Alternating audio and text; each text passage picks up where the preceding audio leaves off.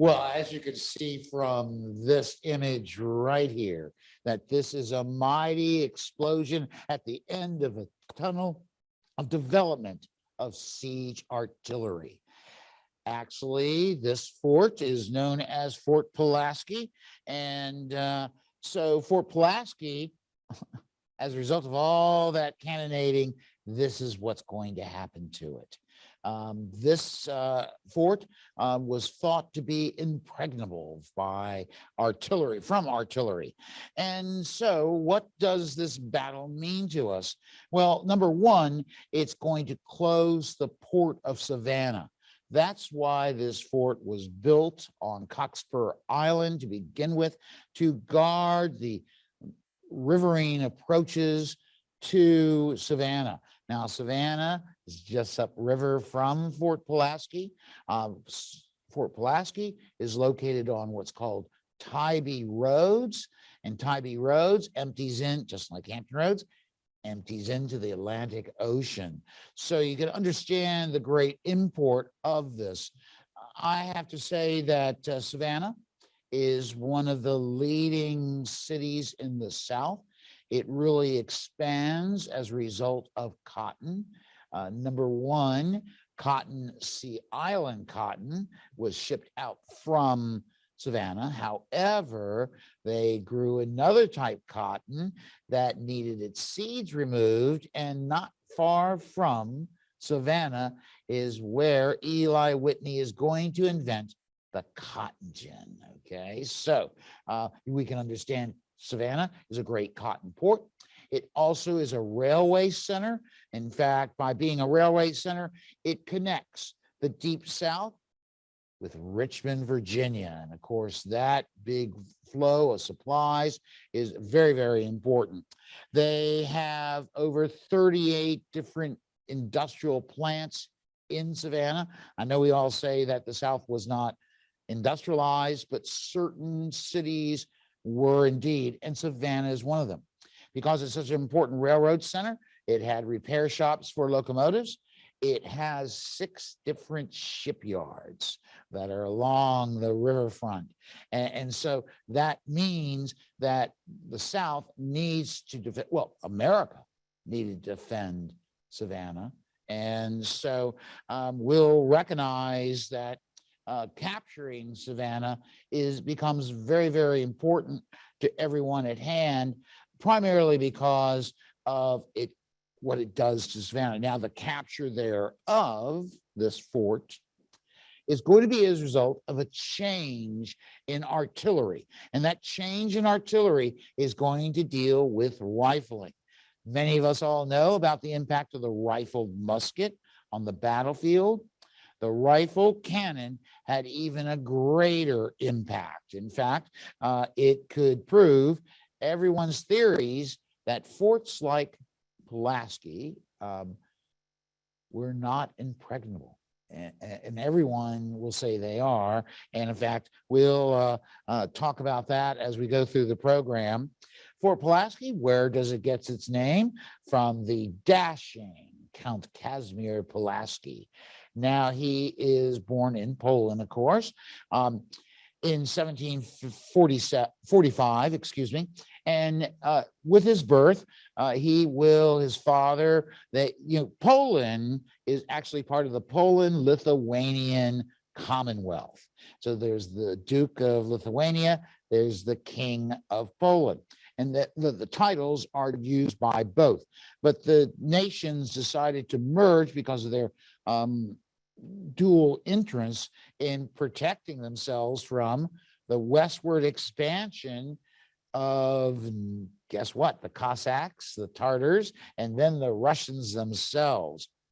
Actually, the the Polish Empire included much of what we call Ukraine today. So it is an amazing thing. Now, what happens is that the Poles elect their king from a group of nobles. Sometimes the French say, well, he's one of my cousins, the French king, like Louis XIV, use one of my cousins, and because I can control your politics. And the control of Lithuanian politics, is exactly what Russia is trying to do. So what we have is that Pulaski becomes a revolutionary or part of the Bar Confederation, and they're fighting against the Russian Empire trying to control Poland. And so he is noted as a cavalry member. He actually will win several battles.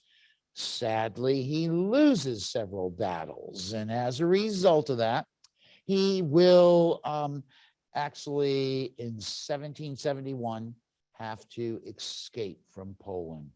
At that time comes the first partition of Poland done by Prussia, Austria, and Russia. So, they're starting to take out bites. That's why, before World War I, there's no independent nation known as Poland. It had been gobbled up by the other great empires in Europe.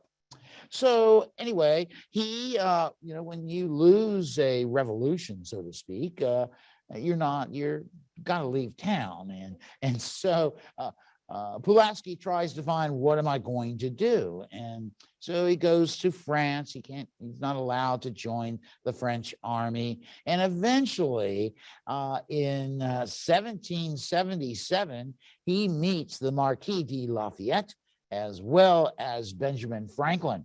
And they take a look at him. He's always wearing his uniform, which is very stylish. He's somewhat wealthy, although he does get thrown in debtor's prison for a while he's in France. That's another story. But I have to say that Franklin is so impressed by Pulaski as well as is Lafayette that they recommend that he goes to America and serve with the Continental Army. Shortly after he arrives, he will fight during the Battle of Brandywine Creek. And this is outside of Philadelphia, critical battle. In fact, Pulaski is credited with stopping a flank attack by the British that could have captured George Washington. In fact, many said that Pulaski saved Washington's life. Wow, that's a great thing to say about someone. But he then creates what is known as the Pulaski Legion, which is cavalry and infantry and artillery combined.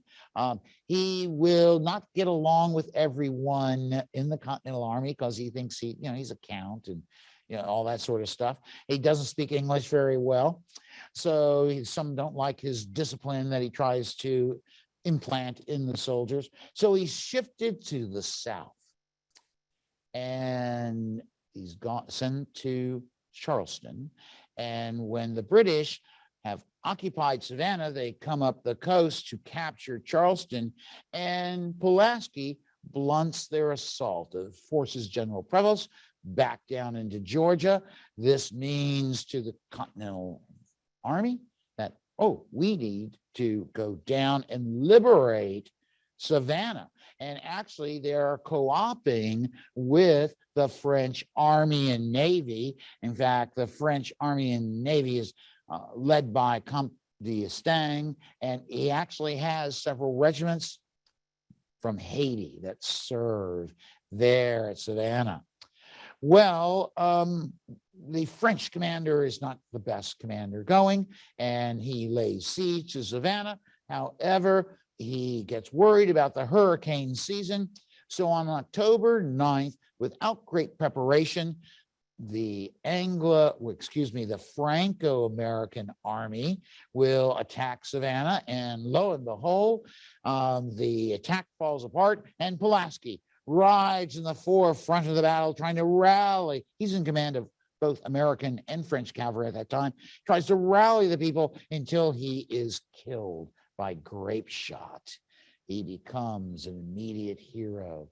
In fact, as you go throughout America, you'll see Pulaski highways, that Route 40, and you'll also see this Fort on Cockspur Island that's going to be built. Now, this is not the first fort on Cockspur Island. The first fort is going to be built in 1767. More important for not its coastal defense, but actually it's a quarantine station because Savannah suffers from yellow fever epidemics. Okay, so you got to keep those ships away so they don't bring that mosquito in, and also to collect customs duties. So, but a hurricane comes and it damages it. Then when the revolution begins, the Americans tear it down. They will rebuild a fort there in 1794. However, in 1806, that fort will be knocked down by a hurricane. It's pretty tragic. So they will build that replacement fort between 1794 and 1795, named in honor of Nathaniel Greene, another revolutionary hero. And actually, it's on his plantation where the cotton gin was invented, believe it or not. So that's a nice story. However, the federal government, after a hurricane, will abandon it, and they build a new fort near Savannah, right outside of Savannah, known as Fort James Jackson. Well, that's built 3 miles south. However, the experience of the War of 1812 makes us all believe that we have to do something to expand the defenses. So they build the first fortification on Tybee Island right there next to the lighthouse, which is going to be a Martello Tower. And I'll show you a picture of one in just a moment. But Martello Towers were developed during the French or Napoleonic Wars, actually before Napoleon really takes over, but they're developed in 1791 through 1794. Everyone goes, wow, they're great because they're built in Corsica and defeat the British attack. And so everywhere you want to be, you're going to build a Martello Tower until you realize they're not very good by action. So we create a coastal defense board after the War of 1812, and that board will be established under the command of Brigadier General Simon Bernard. He is actually the man that's going to individually design Fort Pulaski. He is also supported in this work by Lieutenant Colonel Joseph Totten. And so these men will build forts, 40 different forts up and down our coast. Fort Monroe is the first one built, designed by Bernard himself. Nevertheless, so they decide that Cockspur Island, now notice where we are. This little jaunt here will take you right up there is Port Royal Sound. And so you go up, above this is Hilton Head Island, okay? And you can get to Beaufort, South Carolina. So how do we defend this important spot? The idea, this is Tybee Roads, is that we build a massive fortification here on Cockspur Island. And that fortification is going to be constructed because everyone realizes they have to have a strong coastal defense created. So what we're going to do now, Bernard liked in fortifications more than Totten, but nevertheless, this is a mixture of fortifications. Bernard, you can look at the plans and you can see signed by Simon Bernard. And so this is a tremendous fort. It's called a pentagonal fort. Actually, it's a hexagonal fort, but they called it pentagonal. And that's because, oh my gosh, I'm not ready for him yet, but let me go past him. Because we want, there we go, we see the fort right there. This is after the battle, but we want it to actually serve to see why it's hexagonal because of these plan de coupes, which, whoops, I was trying to do, which are right here, and one was right here. And you can see how it is five-sided, but there's a flat area here, which provides extra defense. So that's what makes it hexagonal instead of pentagonal. But that's a mere factor that we're not going to care about.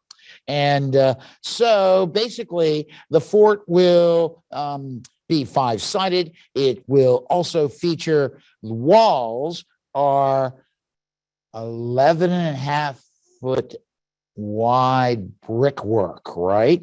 And this brickwork is to support 2 tiers of casemates, as well as a row of cannon and parapet. And so basically, Robert E. Lee is the guy that supervises the creation of canals to stop flooding, as well as laying these 70-foot-long timbers to support the foundation of Pulaski. He's going to be replaced by James Mansfield, who actually serves during the Civil War. Mansfield's a graduate of West Point, class of 1822. Nevertheless, he will get rid of the second tier of casemates, and he will supervise the fort from construction of the fort from 1831 until it is completed virtually in 1845. So he's the guy that really comes up with the ideas. Now, you see, you had 7.5 feet of brick, and then you had earth, and then you had another 4 feet of brickwork. Okay, so, and these are supported by casemated arches. Now, basically, it takes 25 million bricks to build Fort Pulaski. And actually, when you go there, you'll see where you can tell right away where the bricks built. Most of those 25 million bricks are made in Savannah. And Savannah, when you make brick, it comes out gray, and yet it's not as strong as brick made in Alexandria or Virginia or Baltimore, Maryland. So when you look at the fort, you'll see red brick, that's from Baltimore and Alexandria, and gray brick, which is, from Savannah itself. So basically, they also add, that you can't see well in this picture, but right here is a demi-lune. So the entrance to the fort comes this way, and so they have a demi-lune detached to defend. But the field of fire from this fort is tremendous this way, this way, and that way. In other words, the entrance to the Savannah River is protected, and so it is called by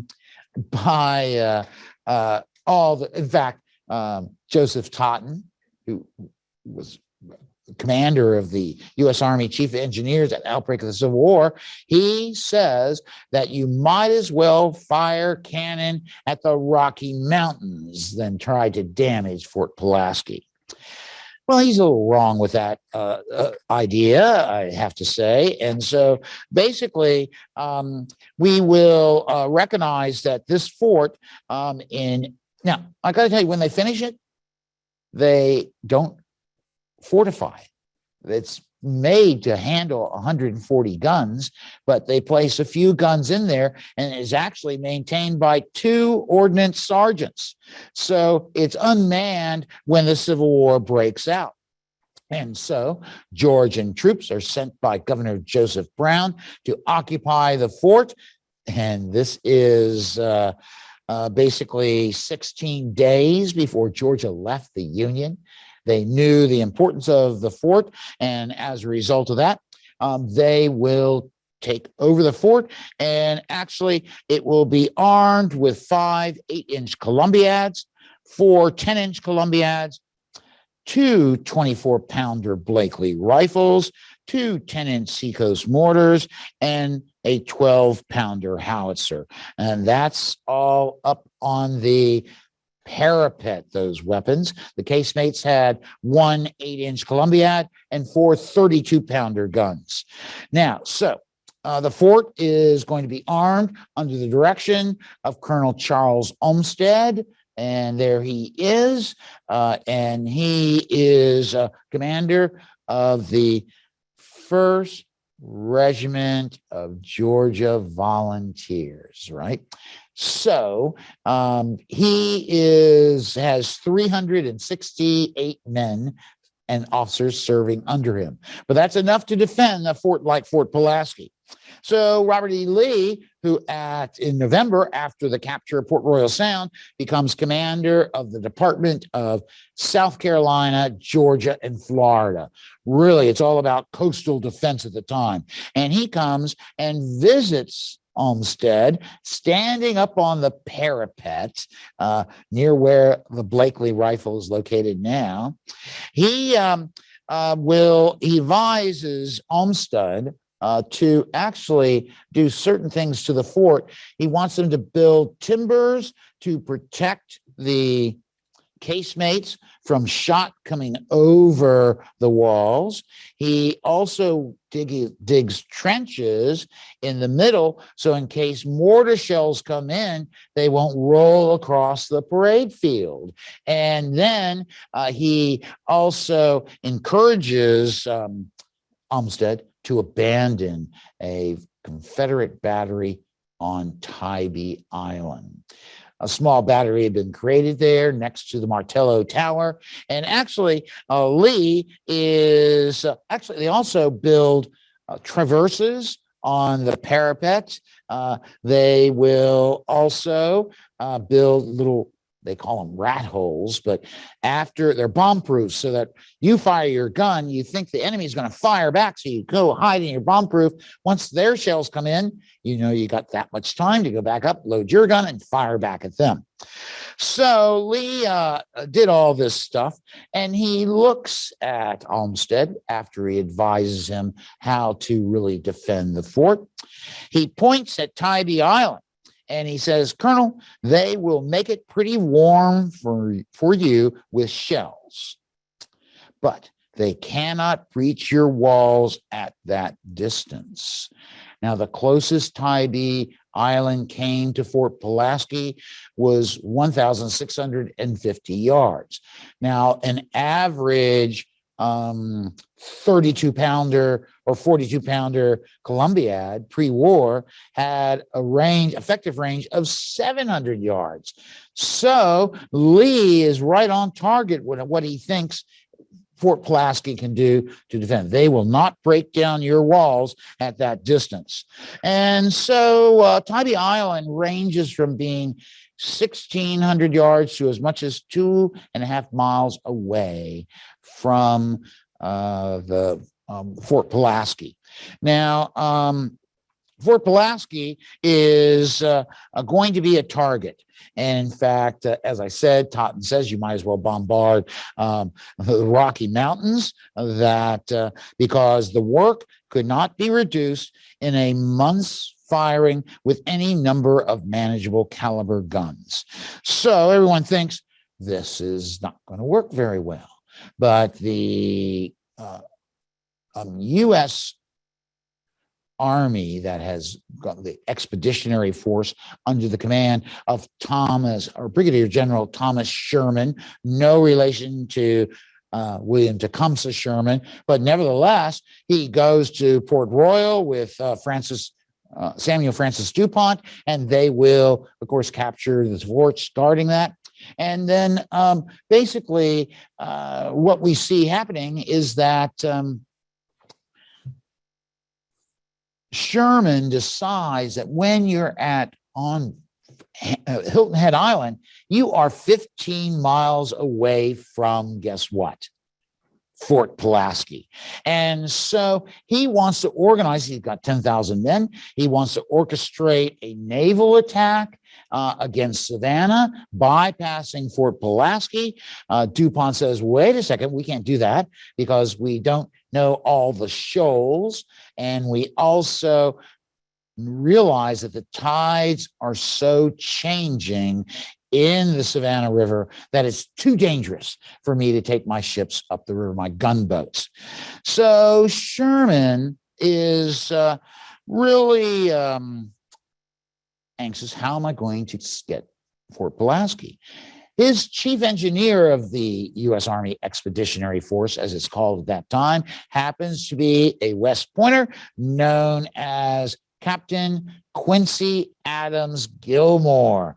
Oh my gosh. Gilmour graduates first in his class at West Point. He is a great engineer. In fact, before the war, believe it or not, he tested the power of the new concepts of rifled cannon.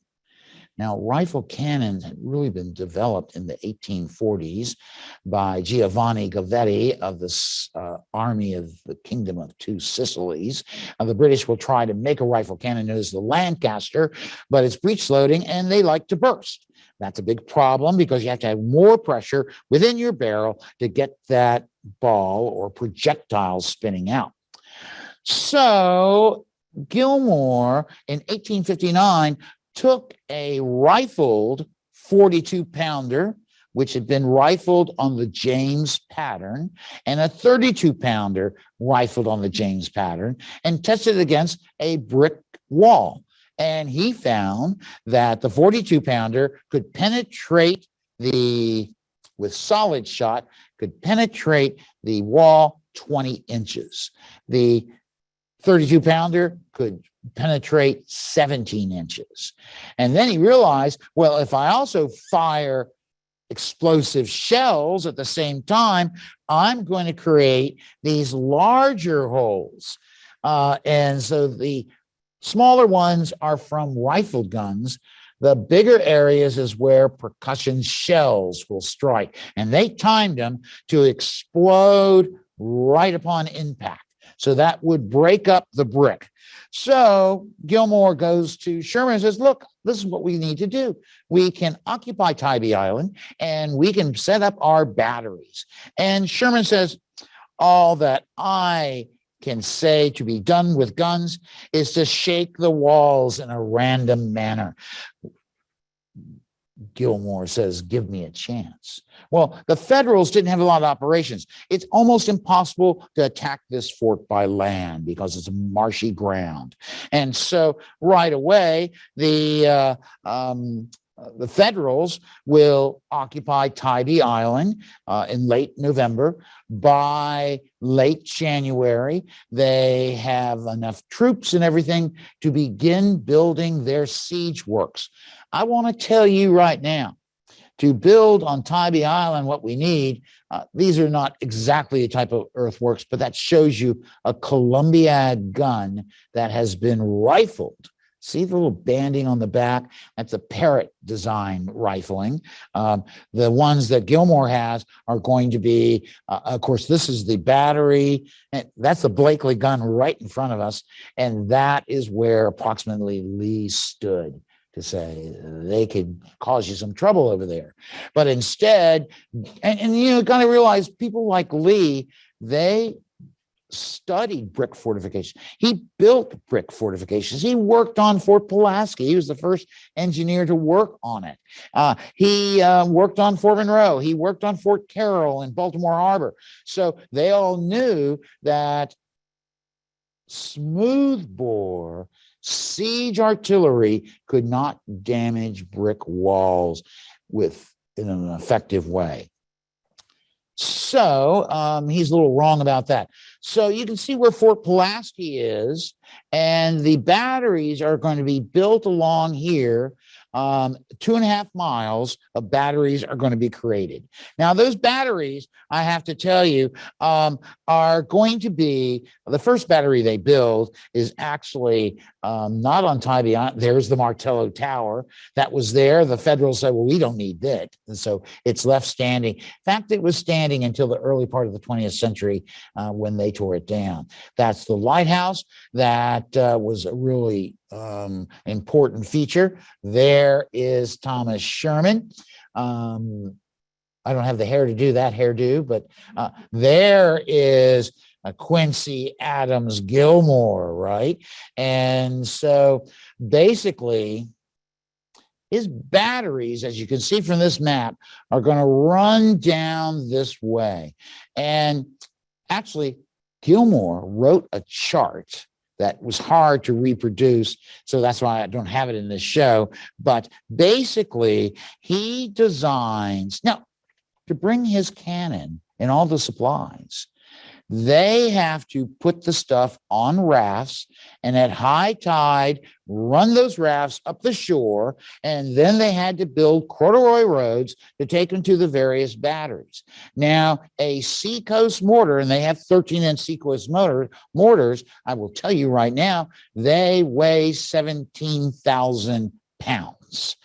So it takes a sling cart and 250 soldiers and contrabands to move those guns into position. Now, at first, what Gilmour is going to do is build this battery up here, which is on Venus Point. This is Battery Vulcan. And then this battery here on Bird's Island, which is known as Battery Hamilton. And by doing this, they cut off Fort Pulaski from any information coming from Savannah. No more supplies, the telegraph is cut, and so they are isolated. However, in January of 1862, Fort Pulaski receives 6 months' supply of rations. And so they are able to actually hold out, they believe.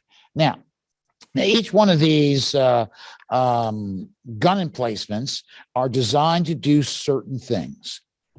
So this is, oh gosh, why did I do that? This is Battery Totten, and this has 3 13-inch seacoast mortars to actually fire and damage this back part of the fort. This is going to be Battery McClellan, and Battery McClellan has 2 42-pounder James rifles, and basically that is, or now James had developed this rifling, especially a shell. However, it would only be initially popular during the Civil War, but on Battery Seigel, which which is right here. That's where 5 30-pounder, Parrott guns will be placed. This is how they look, right? And so basically the other batteries will go on with 8-inch and 10-inch Columbiads, also 13-inch and 10-inch seacoast mortars. But the real effective fire is going to come supposedly from here, here, here. And this is where the Columbiads are. So these Columbiads are supposed to fire solid shot at first, and they are all destined to aim at certain parts of the fort.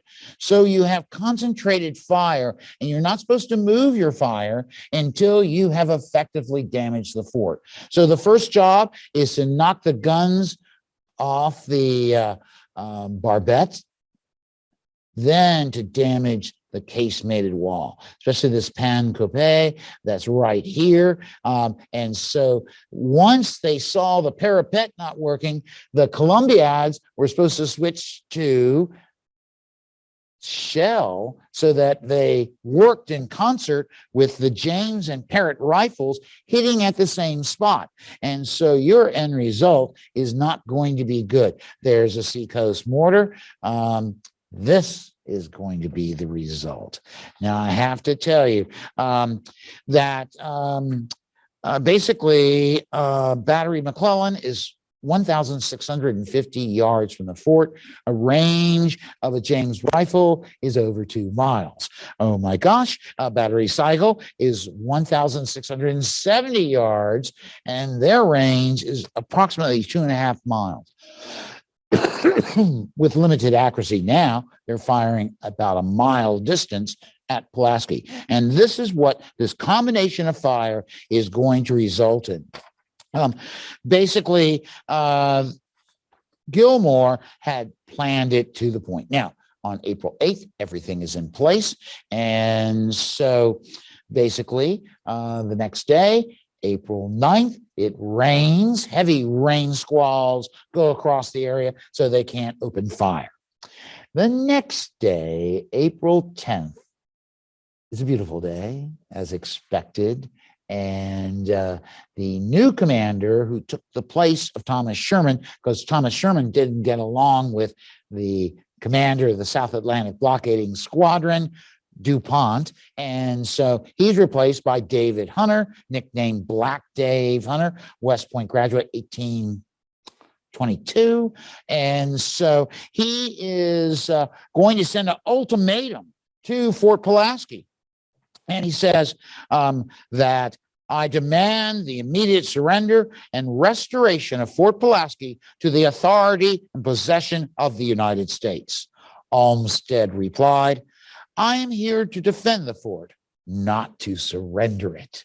Well, so what happens at 8:15, they open fire, and immediately they can see the effect that they're having.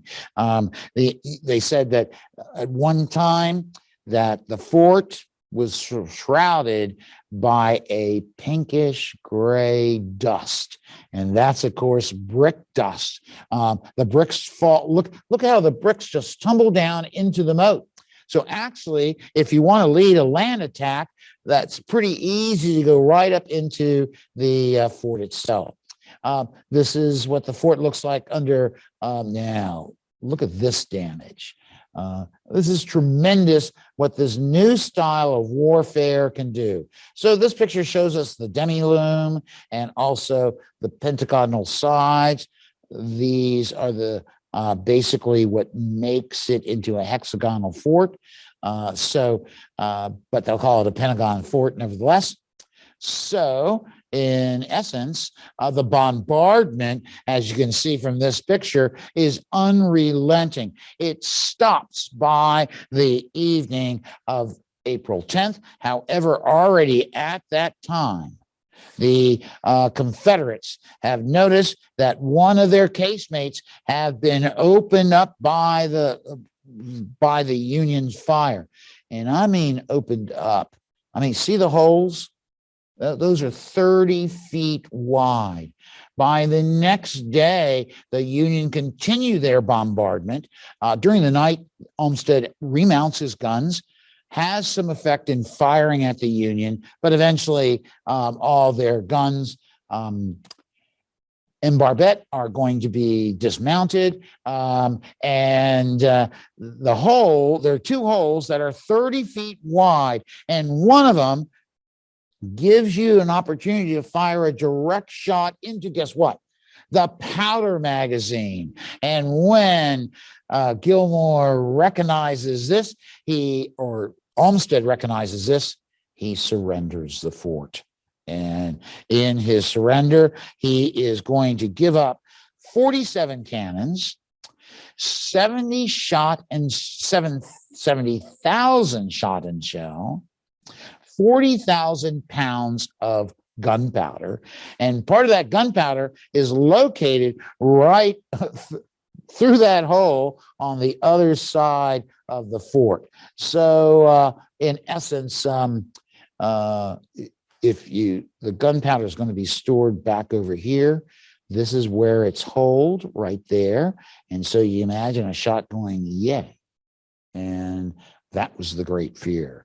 So what did this mean? Also, they gave up 3 months' supply of food, so they could have withstood a longer siege. But Gilmour's concept of the rifled guns proves very effective in actually breaking down Fort Pulaski. I have to say that the fall of Fort Pulaski closes Savannah as a blockade runner's port. So Savannah becomes isolated and is only good in creating fortifications for itself. The lessons learned here are like unbelievable. All right. Number one, rifle guns, when properly sighted. In other words, what Gilmour did is aimed his guns effectively, just like he would a rifle, so that they would continue to hit the same spot with different types of projectiles, with different types of weapons. In other words, rifle guns versus smoothbore Columbiads versus 13-inch mortars. At the end, he said the 13-inch mortars were worthless.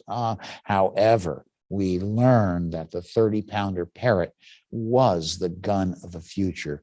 And actually, they'll start producing Parrott guns of 100-pounder, 150-pounder, and 200-pounder Parrott guns, which are going to be used to great effect in the bombardment of Fort Sumter after the DuPont's Ironclad attack. The Federals occupied eventually Morris Island and are able to turn Fort Sumter into rubble. And so we also know that the Confederates now have to build earthen fortifications, and those earthen fortifications prove to withstand rifled shot. Why? At Fort McAllister, which is tested by John Worden in February of 1863, the shot goes right into the mud or the sand. Fort Fisher, the largest earthen fortification built during the Civil War, the rifled shells just go into the sides. So the first attack on Fort Fisher, it will be a failure because they don't plan how to really dismount the Confederate guns. The second attack, David Dixon Porter studies what Gilmour has done, and he will apply to concentrate his fire at one place and then just move as that is destroyed. But he's firing at the guns and parapet or barbette instead of trying just to blow up the sides of the earthen fortification. And let me tell you, there's one battery that is 70 feet above the sea face at Fort Fisher. It's a tremendous fortification. So I actually have a blog about it that you can read if you wish. So Fort Pulaski will be controlled by the U.S. Army for the remainder of the war. It stays in quasi-service until it's been abandoned after World War I, where it's taken over by the National Park Service. So Fort Pulaski proves the power, the Battle of Ironclads that we talk about all the time, prove the power of iron over wood. Here at Fort Pulaski, we prove the power of rifled gun over brick that changes everything in siege warfare. Okay, any questions? Or I should say huzzah to end my lecture, Talk about the picture of the baseball game. Oh, yeah. That was a fun picture that we didn't go into. So see back here, they're playing baseball. At that time, it's called rounders. This is these are Union soldiers, right, during the occupation. So a lot of stuff is going on here. Ladies are watching, and of course, they're playing this new style game. And you can see the outfielders. So I guess he's a coach in the uniform. I don't know. So he's got a sword. So I don't think he's an active player. This is one of the first photographs of a baseball game. And everyone says Abner Doubleday invented the game, but we don't think he really did. He's busy. He's at Fort Sumter when it gets captured from the Union. Anyway, so yeah, that's an interesting picture. I also like, love those pictures, but where's the ladies up on the? I know, I'm looking for that. I can't remember. It's before this. There. I just love how dressed up she is at the gun there. So actually, these guys are in garrison.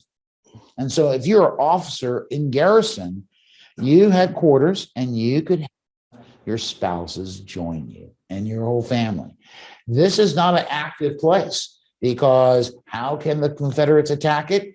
They'd have to bring an ironclad down the Savannah River, which they're not going to do. One ironclad could not have an impact on Fort Pulaski, even if armed by 7-inch and 6.4-inch Brook rifles. There are several rifle styles that are going to be developed during the war. And I'll talk about that. I think I have a lecture plan where I'm going to talk about just naval ordnance. You do later. Great. Yes, you do. Later this year. Yes. So, do we have any questions from the room that we'll voice after you ask it so that our online folks can hear? Anything from in here? What were the casualties at this Fort Pulaski? One Union soldier was cut in half by a shell before they finished building everything. They had to build the Union fortifications at night because the Confederates, could fire at them working. So everything, they built the roads, they built the batteries at night, and then during the day, they will have disguised them with brush and reeds and so forth, branches. So the Confederates really didn't know what was going on over there. And so that is a problem for the Confederates, I think, in a major way. One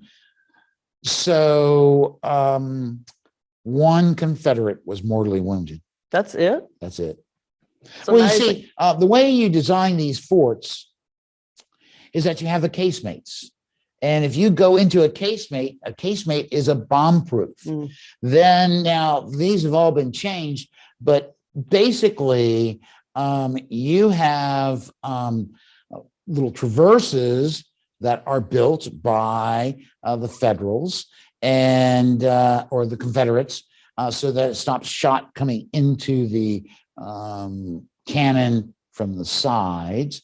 Also, they dig little bomb proofs up on the top of the parapet to do what? So that those soldiers manning the cannon can go into the bomb proof and hide. So what else would you like to know? How about online? Do we have a question, Olivia? Yeah, we do have a few questions here. Is my microphone on? Okay, great. I just want to make sure everyone can hear me. We've got one comment that's just interesting, so I'll point it out in this image. Ann and Steve noted, it looks like the lady on the parapet is wearing what appears to be maternity wear at the time. So that's interesting. And then we've got well, yes, she might be. I thought she just ate too much. It's impolite to ask them. And then we've got two questions that are tad related, so I'll voice them at the same time. Peter asks, did the Union Army or Navy consider occupying the city of Savannah after the fall of Fort Pulaski, like the actions in New Orleans? And then William Shepard says, after Fort Pulaski was captured, did the Union Navy or Army make any attempt to take Savannah by attacking Fort McAllister before Sherman arrived in December of 1860? Well, the answer is Fort McAllister is off of Ossipee Sound, and you have to go up the big Okeechee River, which is to the north of Savannah. That river goes kind of like this. And if you go far enough on the river, you'll cut the Savannah Railway. So they build that earthwork there after the Battle of Fort Pulaski.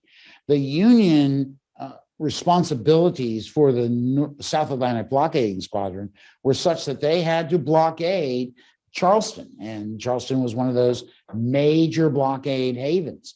And early in the war, the Federals had only so many ships. And so at this time, they're busy building monitors and buying ships that don't always transfer into an effective blockader. Now, Thomas Sherman wanted to bypass Fort Pulaski and attack Savannah.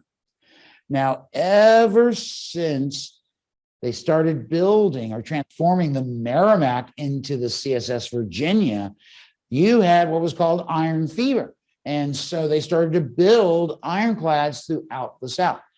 In Savannah, they built what's called the floating battery CSS Georgia. And the Georgia is going to be there guarding one of the approaches to the river. In Savannah, they'll actually build 3 other ironclads. They also have Fort James Jackson.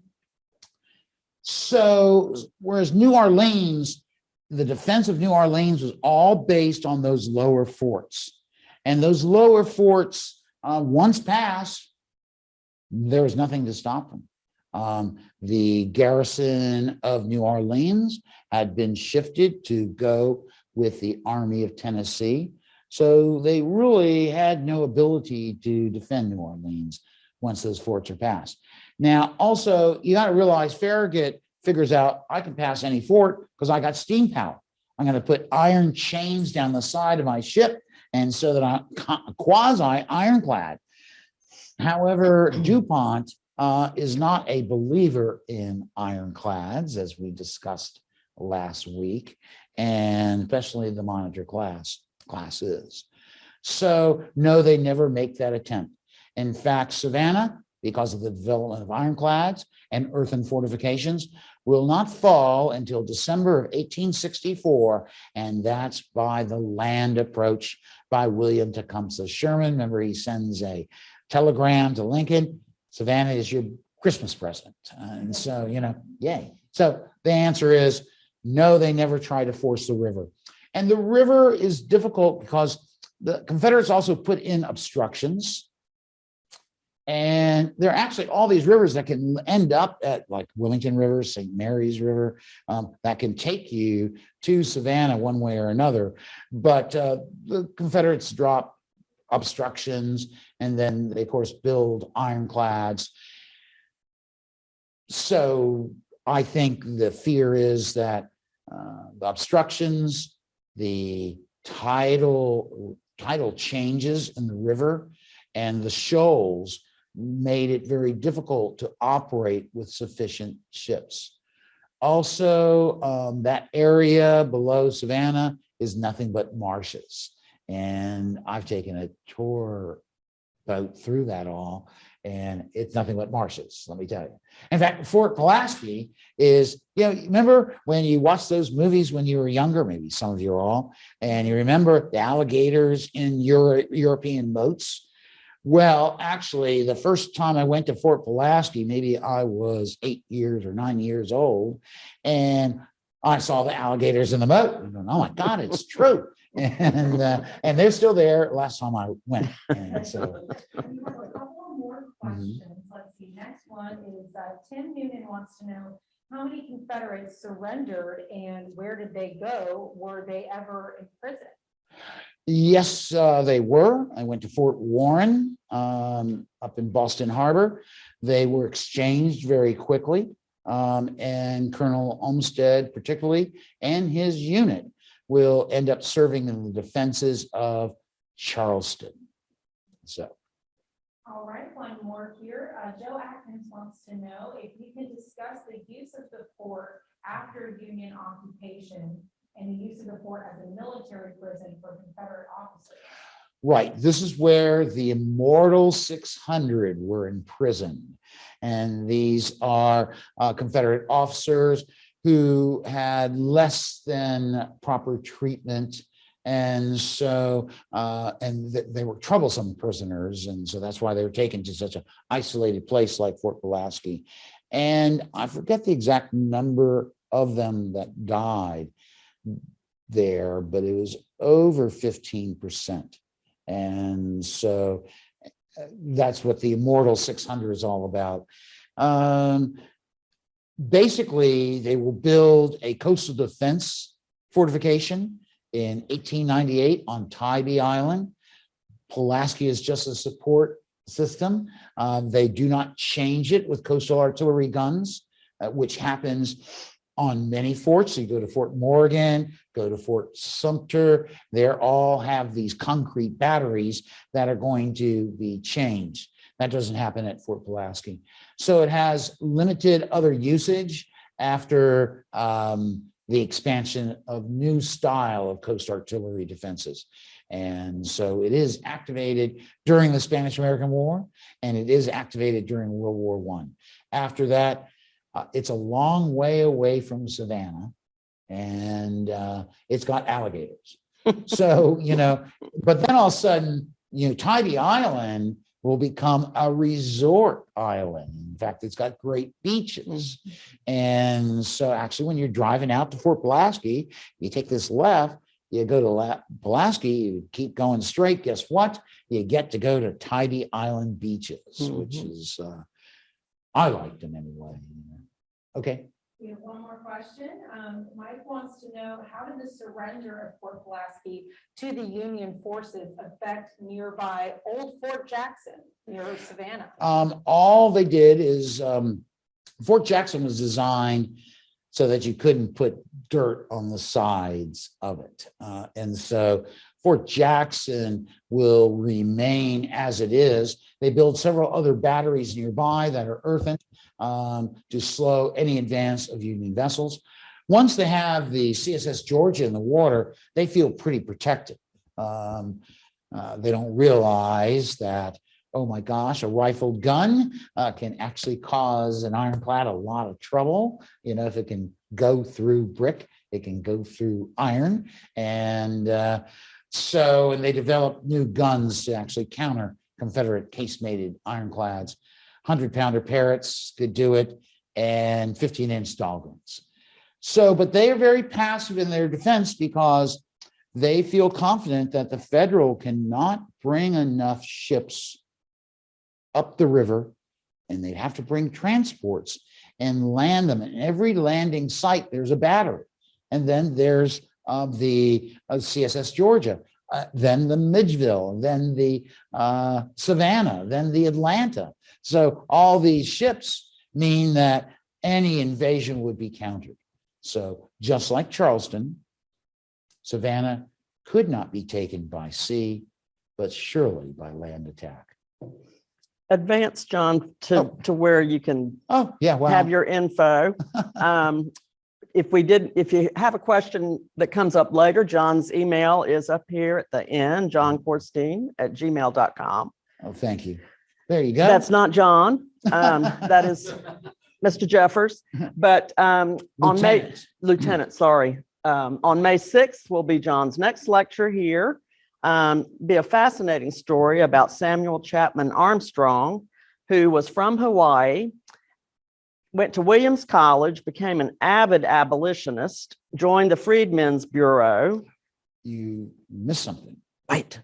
He commanded the 9th The and then 8th the 8th USCT at the Siege of Petersburg, then came to Hampton and founded Hampton University, today's Hampton University.